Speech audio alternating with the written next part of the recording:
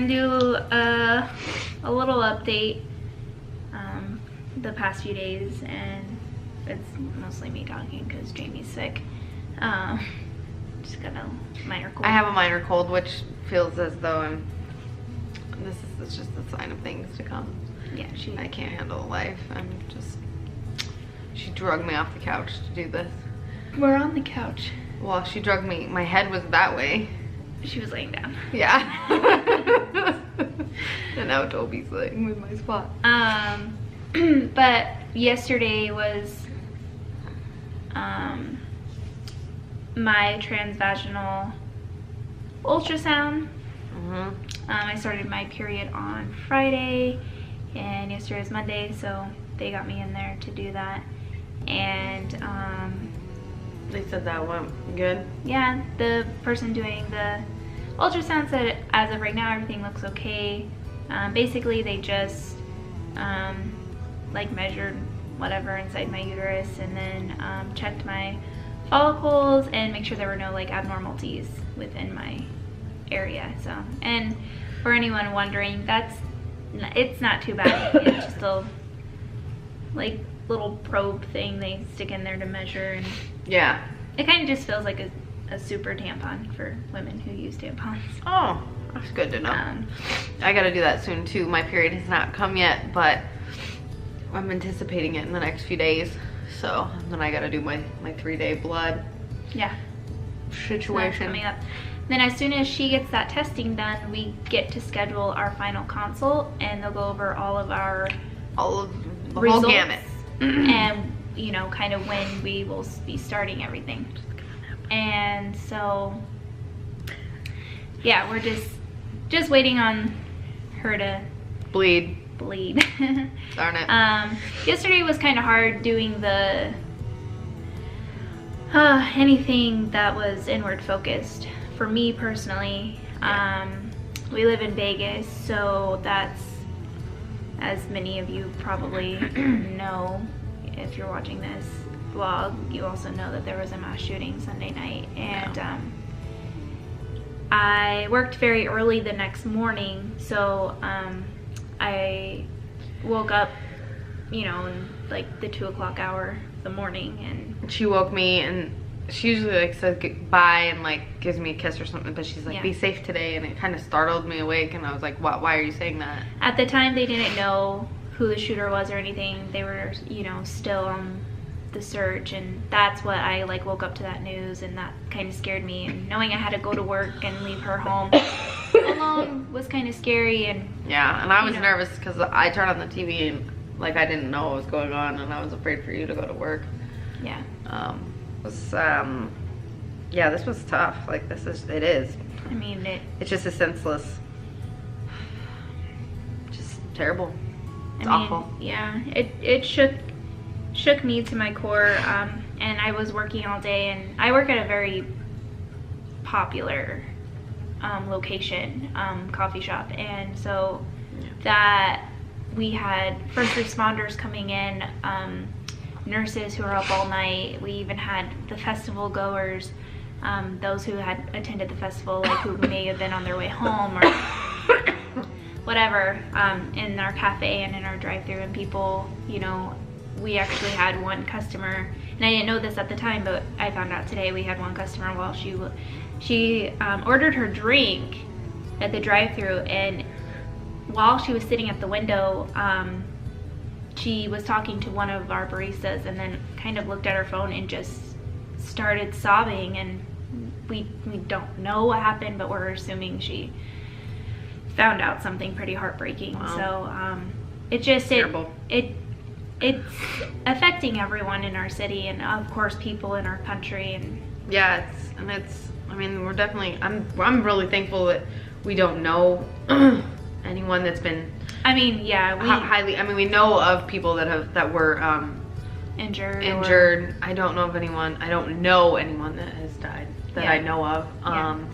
But yeah, yesterday it was like, it's weird. Usually Facebook notifications drive me nuts, but yesterday every time a Facebook notification came up, I would go right on there and it would like say they'd checked in as safe. It just kept like a running tally, and then as the day would go on, like last night I was like, check this person, check that person, like, you know, just like continuously thinking of like people that we know that work down there. Yeah. Not even people, like, you know, people were saying there were shootings in the casinos. Yeah, they were saying there was like a rumor of like multiple shootings, and then I was scared, and one of my friends was flying back into town, and I was like paranoid about that, and like it was just kind of like I don't know, it's just nuts. And like I feel so helpless, like I can't do anything. And we went yesterday like middle of the day and like made some kits of like shampoo and whatnot, and personal hygiene things, and like took it to the fire department.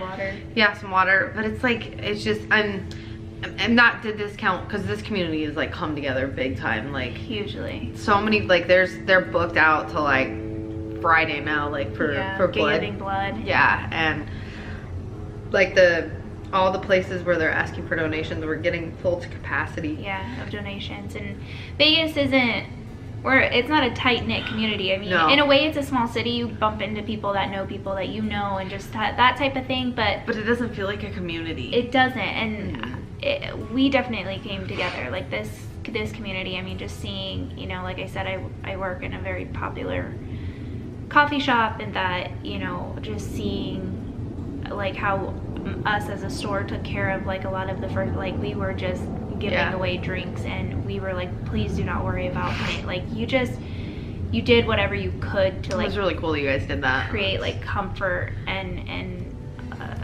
in a way you try to, like, you can't get back to normal. I have never been in a situation like this. I mean, I went all day not really knowing what friends were safe, which ones weren't. Because you were working.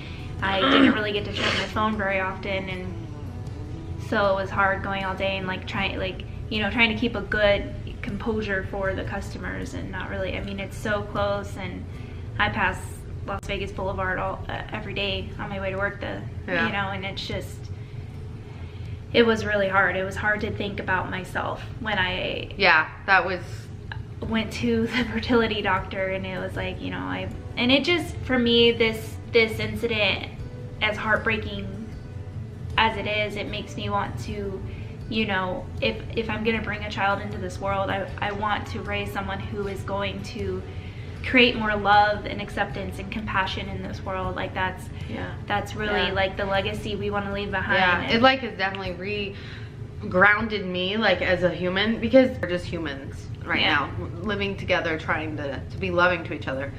I think about, you know, like one of my friends asked, you know, how do I tell my 5-year-old about this, you know? And at first I was like, I don't even know how you begin to explain this to a 5-year-old. But then, because we don't even know how to explain it to ourselves. But then, like, when we pulled up to drop off the water and the belongings or whatever, the hygiene.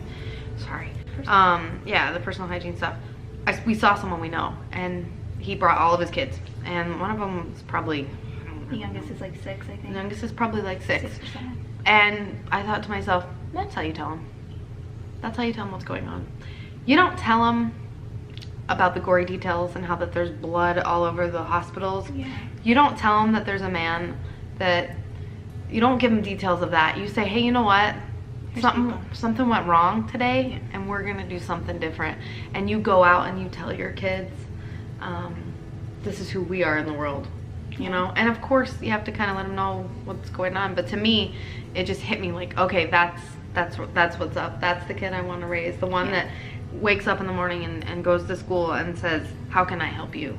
What can I do to make your day? Like, what difference can we be in the world and be in somebody's life? And it's like, and I know for myself personally, you know, the person I'm in the world is I'm very disconnected. And it is part of the environment that we're in. It's just, you know, it's connect and disconnect. You know, I work at a store where it's like, hi, how are you? Good. Okay, have a nice day. And it's not like it's not anything like rude, but you're just doing your job. I'm doing my job, and it's like I don't get close to people. I don't want the connection, and that's weird, but it's just like, and I feel like in the last few days, I mean, even within my own store with my partners and everything, just seeing how we are being with each other is like, we can, and those of us that worked together yesterday, what we all experienced together, I think it just like almost brought us closer. It's not that any of us were you know, physically part of the tragedy, but seeing the aftermath of, you know, so many people who were, is almost its own trauma in itself. You see the heartbreak, and you see the,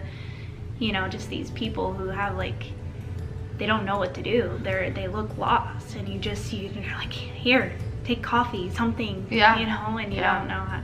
It's interesting, and to be able to, like, kind of reopen that for myself, to, like, be able to go and, like, connect with people and want to give to people. And sometimes it takes tragedies or really, really tough things to open our eyes to, like, be something that the world needs, you know? Yeah. Like, and you've got a huge heart, and I mean, it sucks that this is what's breaking it open, but you know, it's something you get to share with the world. I don't know. I'm a walking ball of heart. I get angry and stuff too. Like, the night before this happened, I went to bed fuming about fantasy football.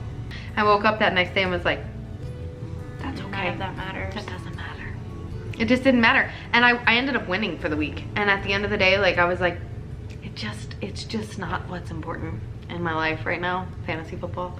It's something I'm doing with my time, and it's fun, but that's not what life is about, is this game. There's just a bigger picture for me. Yeah. And it just grounded me yesterday to realize there's a bigger picture for me and you, and for our future child, and for all the people that we interact with. Like, you know, it's like it's almost like we get so wrapped up in the daily life of, like, you know, going to work, and then we've gotten into the IVF process where it's like, okay, the next IVF appointment, and although it's an exciting process for us, for sure. Like, we love every time that something is gonna happen. Like, I celebrated the day I started my period, now we're looking forward to hers, and even though that's something exciting for us, you just get wrapped up kind of in the logistics of life. Yep. I think we kind of forget to live it. Yeah. And to why we're here.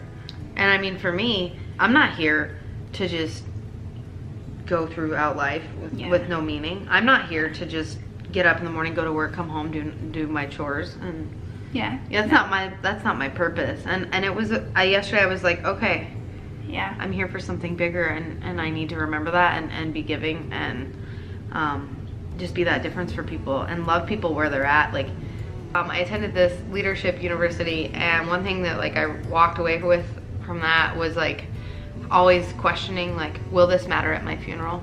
Yeah. And I used to just really, like, when I would get, like, upset about something, I would think, will this matter at my funeral? And it would just stop me in my tracks. And yesterday it just reminded me, like, you just don't know when your funeral is, and you just don't need to worry about the stuff, you know, the sweat and the small stuff. Like, it's just not. Just love people. Gosh darn it, guys. It's definitely not. I mean, it's like time to start being human again. And just, you know, spreading love, as cheesy as it sounds. But it's simple. Real. It's easy to love. It's not hard. It's easy. It's honestly the easiest thing. It's the easiest thing to freaking do is to love. That's the thing I've realized in the last, like, you know, so much easier to love. 2 days at work. It's just easy to connect with people. It's just easy to, you know, look at someone and smile. And not feel anything but genuine care. Like, are you okay? That's one thing I've noticed with a lot of people asking lately is, are you okay? And it's like, for a second you're like, well, yeah, I'm fine, but then you realize that, you know, they don't know if you know someone or anything. It's just they genuinely care. They genuinely want to know. It's not, how are you, like I was saying. It's like, how are you?